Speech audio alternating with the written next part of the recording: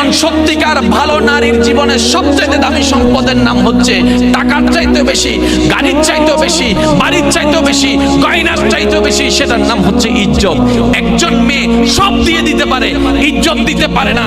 একজন মেয়ের সবচেয়ে দামি সম্পদ হচ্ছে ইজ্জত। এবার ইসলাম বলে আমি তোমাকে ওর সামনে যেতে নিষেধ করেছি যেখানে তোমার ইজ্জতের উপর হামলা হওয়ার ভয় আছে, ওইখানেই যেতে বলেছি যেখানে তোমার নিরাপত্তা আছে, ইজ্জতের কোনো ভয় নাই।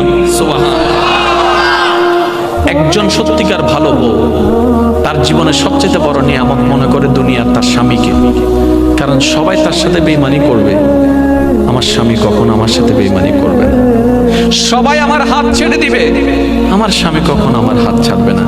এখানে যারা বিবাহিতরা আছেন, আমি ছোট্ট মানুষ হিসেবে শ্রদ্ধার সাথে একটা কথা বলি। এক ঘরের নিচে থাকলে, একই ছাদের নিচে থাকলে অনেক কিছুই হবে, মন মালিন্য, পক্ষে বিপক্ষে, পছন্দ অপছন্দ অনেক কিছুই হবে। এগুলাকে ফোকাস দিয়েন না, ডিভোর্সে যায়েন না।